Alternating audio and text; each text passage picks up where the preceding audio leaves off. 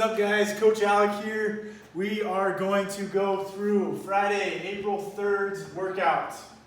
So what we're going to start with is a warm-up, and you're going to do this 3 times through. You're going to do just 1 minute of moving. So you can do jumping jacks, jump rope, you can go for a jog, you can row, you can bike, anything that gets you moving for a minute, gets your heart rate up. Then you're going to go into 10 and 10 of a dynamic calf stretch, 10 and 10 of a Spider-Man lunge, and then 30-second plank with the knee to elbow. So, first thing, you guys know what a minute moving looks like. The second thing, the dynamic calf stretch. So, that is going to be in a plank position. Then you're going to push your heel to the ground for 2 to 3 seconds, and just keep rotating that until you do 10 on each side. Spider-Man lunge now. You guys have done these. You guys know you're going to step forward, trying to touch that elbow to the floor. You can take a second or two in the bottom until you do 20 total, 10 each side. And then finally, the plank with the knee to elbow, 30 seconds. I want you holding a good plank position, so quads, butts, and guts tight. And then you're going to bring your knee up to that elbow, nice and slow. Just doing this for 30 seconds. All right. Now, after the warm-up, we're going to get into your workout. So what it is today, for time, you're going to do a 500-meter row, followed by 30 shoot-throughs, then 1,000 row, 20 shoot-throughs, 2,000 row, and then 10 shoot-throughs to finish it out. So what we're looking for out of this today is it should take somewhere between the 17 to 20 minute mark. Faster times will be right around 15, I believe.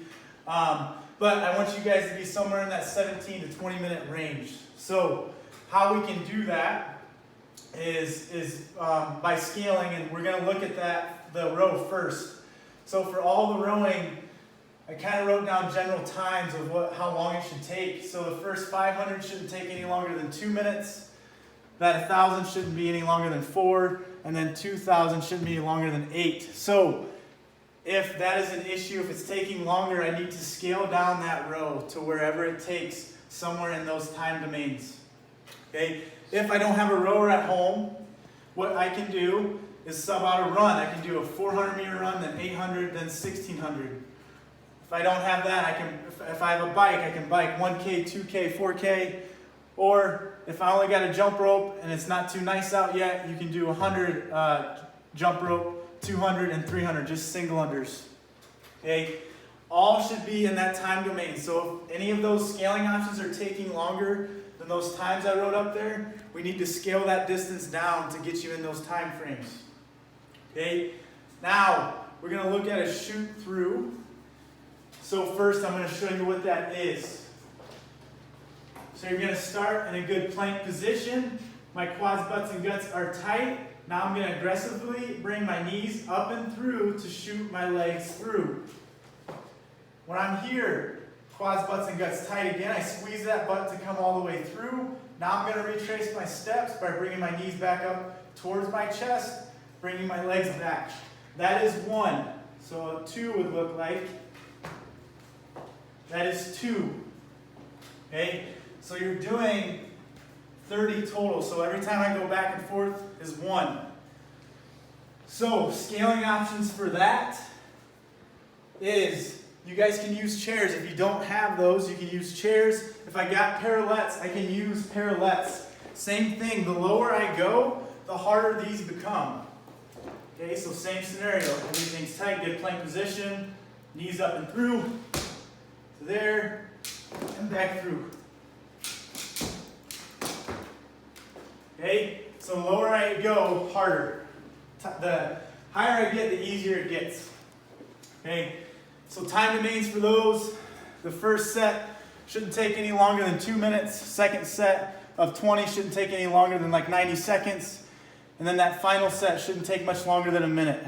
Okay, but I would like for you guys to try to keep these reps the same.